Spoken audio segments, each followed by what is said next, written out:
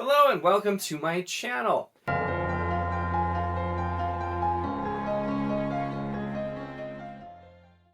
In this video, I'm doing the second part of the book haul video. So part one was posted last week, which I will link if you have not seen that one yet. But this is part two because the book haul was just too big and there were way too many things to haul.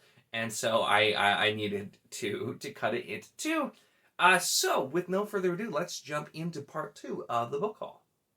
Also a bit damaged from the same box. The Great Book of Amber, which is all 10 of the Amber Chronicles by Roger Zelazny. And I don't know a ton about this. This is something I've heard of, and I've heard of the author for sure. I know this is supposed to be classic and looked at as very, very good. And it's literally an omnibus of 10 books. Fortunately, like I said, it's a little bit damaged. I could pass that out. It was a really good deal. I had to grab it. So this is going to be another one of those books. I don't know when in the heck I'm going to get to reading this, but definitely one that I'll be interested to. Whenever, especially if I find a collection from an author I meant to try for a long time that's got that much stuff, always in this itself. I then, in order, picked up books 2 and 3 of In the Shadow of the Gods, not Shadow of the Gods, In the Shadow of the Gods by Rachel Dunn. This has to be one of the worst covers I've ever seen. I don't know what there is about it. It just looks awful to me.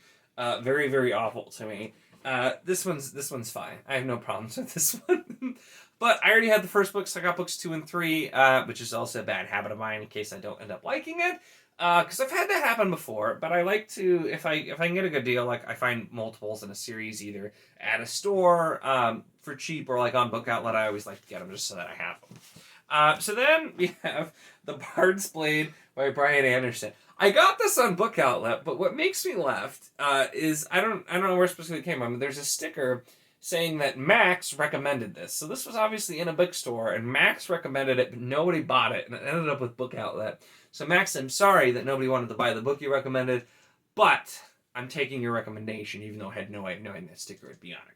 So this one, the plot is basically there's these two people, husband and wife, I think it was, who they live in like this land that's isolated from the outside of the world by some sort of magic. And everything's fine. They live this simple, quiet life. And then a mysterious stranger comes in with a prophecy, and they're forced to go off in different paths on some adventures. It sounded interesting enough. Was also partially, I think, I needed to meet the minimum requirement for shipping type book.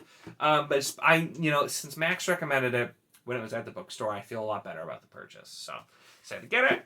A Summoning of Demons, which is like book 3 in the Chimera series. And I already had the first 2 from Book Outlet. This one I hadn't seen before, so I grabbed. Kate Glass is the author in that one. And then I got the kind of odd-sized Blacktongue Thief. This is like a small hardcover. I don't think it's technically a book club one because it's like got a price on it. It's just a small hardcover. I'm not sure why it's small.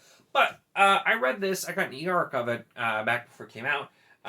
By Christopher Buehlman. I really enjoyed it, and I wanted to get a copy of it, and I had it on my list for a while, and so the cover is just super cool as well. That's another reason. I enjoyed the book. Cover's really cool, so I wanted to get a copy, so I ended up finding this. It was on Book Outlet, of course. We're still most of this is Book Outlet. Most of it. Not all of it. Most of it. And so I found it was on there, and so I placed a whole order just to make sure I got a copy of Blacktongue Thief. The next from Book Outlet was The True Bastards, which is book 2 by Jonathan French in the Grey Bastards series. I had just recently heard people reading this. Specifically, Andrew was reading it. It was, I think, one of his patron picks or something. And he was reading it and was talking about it. So I saw book 2 in Book Outlet, and I'm like, oh, I'm going to get that. Well, naturally, I had to go out and get book 1. So I went out and I got book 1, which is plastic wrapped. I got this from, I think, Amazon. And it was plastic wrapped, which was interesting because books don't often get plastic wrapped. But I had to do the first book, so naturally there. But so these are following like a mercenary band of orcs or half-orcs or something like that. And it sounded like it was pretty good. I know Andrew said he really liked the first book, second book not as much. But the third book, I think the verdict remains out. So definitely we'll have to try him out. Then I haven't had to do this in a while because I hadn't been buying for Book Outlet. But whenever I need to pad my total for free shipping, I go for the Paper Mill Classics. So I got Robinson Crusoe. Love me the Paper Mill Classics. I got a bunch of them up here. They're just pretty books. And eventually I want to read. I have not read a lot of the classics that I've gotten. I want to read them. So that's why I have them. Next up, we have Queen of Fire by Anthony Ryan, a Raven Shadow novel. So this is from the series that's after the Bloodsong one. I still need to read Bloodsong, but I got this because I already have, I think, the first book in this series. So this is Raven Shadow. Actually, maybe this is book 2. Because Raven's Blade is the other one. So is this book 2? No, I have to look.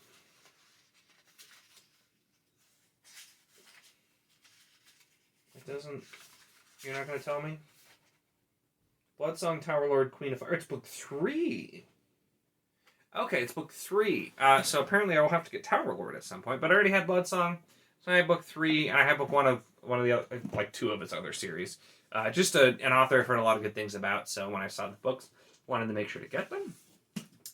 Then next up, we have A Cavern of Black Ice by J.V. Jones. So this, I've had the Book of the Names, I think, series, the first 2 books of that, The Baker's Boy and A Man Betrayed, for forever, and I thought they were going to be like cheesy fantasy at its best, and I was totally fine with that because I like some old school cheesy fantasy. And then some people around Discord were talking about J.V. Jones. Apparently he's like super, super dark. And we're really hyping up A Cavern of Black Ice. I'm pretty sure this takes place after that, so I won't read it for a bit. This one, though, I got at half-price books, I'm pretty sure.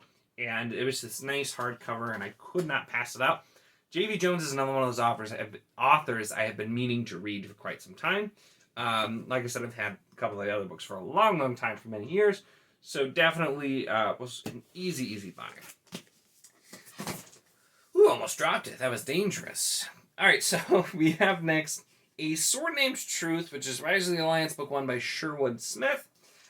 This is your kind of like dark forces return, and you have young rulers trying to combat them type thing. So, man, I feel like I've given that synopsis for a lot of books in this haul. You do get a lot of fantasy books, I feel like, with really similar synopses. But hopefully they all have a unique spin. This one, pretty cool cover. I like the blue. See, if you're going to do a simple cover, because there have been a couple of these that were kind of simple, but they have color, they have something else going on, make it cool to look at. Because if it's just plain and boring, or you have like perfectly triangular legs when you're leaping, it's weird. But if you something looks cool. So this was mostly covered by. Premise sounded interesting enough, so I went ahead and grabbed this one.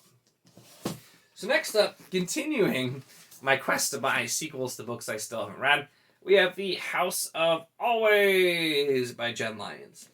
I already have the first 3 books in this series. I've only read the first one, and I liked it, but I haven't continued yet. But I've literally gotten, I think, all of them on Book Outlet at this point, and it's just like, I'm going to keep getting them. If Book Outlet keeps getting sequels to series I already have, I'm going to keep getting them, even though I haven't read it yet. Book 1, Rune of Kings, was one of those books I was very mixed on, and I liked it, but I was very mixed on, so hopefully I like the rest, since I now have the first 4 books. I think there's a plan of like 5 or something. Hopefully I enjoy it. Next up is Unconquerable Sound by Kate Elliott. Why did I buy this? It's Kate Elliott. That was a given. This I found out was on Book Outlet, and it was on the sci-fi section, because this is like a space opera following Princess Sun. And I don't know a ton about it, but Kate Elliott is definitely an insta-buy author for me. If you saw my recent Why You Should Read Crown of Stars video, that'll tell you a lot more why. This is one I definitely won't get to for a while, because I have a backlog of other Kate Elliott stuff, but this is a newer one, space opera. And I know she has earlier sci-fi books too, the Tehran books, which I have not read. I don't know if I would do those first, but once again, it's Kate Elliott. I couldn't pass it up. And then we have, I really should not have gotten this one, because I have a bad tendency. Whenever I see any Malicious books on Book Outlet, I just buy them, even if they're out of order, even if they're a series I haven't started, because I read the main 10, but none of the others. So they had this for a while, and I'm pretty sure this comes like late in the Corbelane, Bouchelane and Corbel Brooch. I was mixing them up. Yeah, this goes like 4th, but Fiends of Nightmaria, the new one, it's a novella. I would never pay $14 for this, and so I think that's why something like this, if I can get the novellas they charge too much. They charge like full book price for a novella these days. Drives me nuts, huge pet peeve. So I got that one. God only knows when I will read that one. It's gonna be sometime. Alright, so then next we have Son of the Storm by, I'm probably going to say this wrong, Suyi Davies Okunbowa. This one caught my eye because it's kind of an interesting cover, and this is one of those covers where you have the little bring the cover to life thing where you scan it with your phone and it animates. So that was pretty nifty. I'd never seen one of those in the wild, so it was pretty cool. So this one is about a scholar basically who discovers some dark secrets about a city that he was not meant to find out, and it leads them on kind of a whole wild chase to finding out more and putting him and possibly the whole empire in danger. So, sounded pretty cool. Interesting cover, interactive thing. Never seen that before in the wild, like I said. So I'm like, all right, I'm going to grab it. Then, Godbind by Anna Stevens. So this is one of the grimdark books that have been on my list for a long time because I'd heard about it from Slowly Read and from a lot of others.